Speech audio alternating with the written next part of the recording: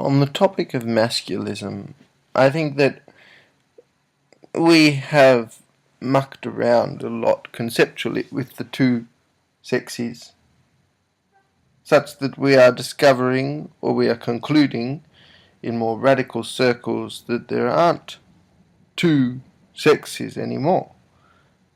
The binary nature of gender and sex has been destroyed in Western culture in some circles. Certainly in feminist circles, contemporary feminist circles. Now, the very word feminism, I think, is a dangerous one today because, as we know, feminism extends beyond the issues of sex and gender now. Feminism, in some contexts, can relate to race and the non-human environment. So, it's almost as if feminism now embodies thought that everything more or less is equal um, to a large degree. Now, I think the one thing that isn't made explicit in this paradigm is men. Because men, after all, are the cause from which feminism sprung. So, I think we need to reconsider the place of men in our paradigms. And I think we need to do that with an open mind. Because it's come to the point where there is a very hyper-feminist climate in Western societies, I believe. So I think the question needs to be asked whether we need to revisit the position of man and give him a little credit. Because if anything that we've learnt from feminism, it is that the structures in a society can have an influence and an impact on how the people behave. And I think that's quite true for men as well today. I personally feel a little inhibited by some of the ideologies that are that have infiltrated our society.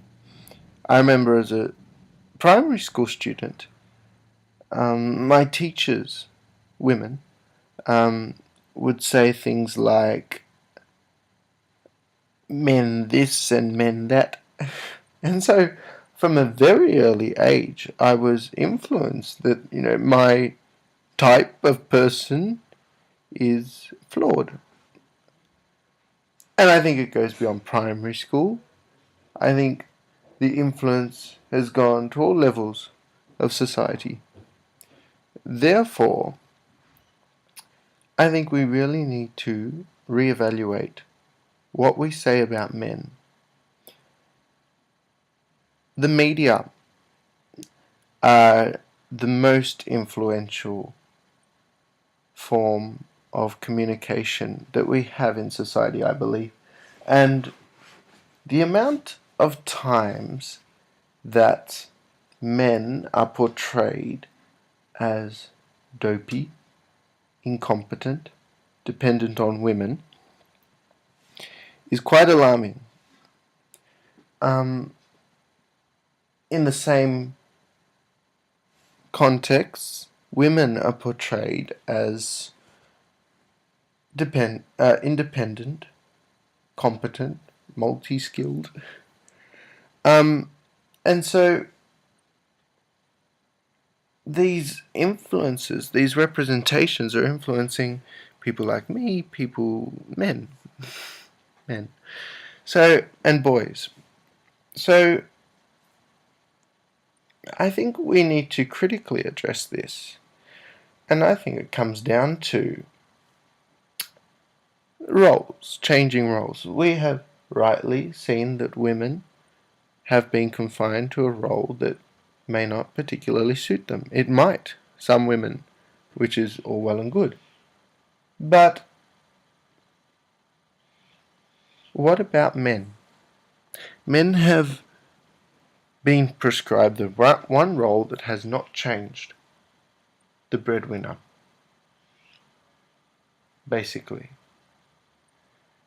And I think in the bringing up of boys, we have conditioned them to be dependent, um, to be basically served by women. And as much as that seems oppressive of women, I think it's also oppressive of men, because we're not equipping men with the skills they need to be able to support themselves. I think that's just the start, though. I think also men have been portrayed as stronger people, physically and emotionally, when I don't think that's true, and I'm quite sure it's not true. And so, in that sense, we haven't equipped them either to deal with psychological issues and, you know, the challenges that life throws at us. So, when considering individual men, and men in general, I think we really do need to have a look at the structures of our society, the media, and how we raise boys in comparison to girls, to determine exactly why men are as they are. And gentlemen, I do recommend that you do voice an opinion against such attitudes when they arise. I think women, rightly, are overtly indignant when women are being attacked, but men aren't. We remain quiet. I don't think we should. Thank you.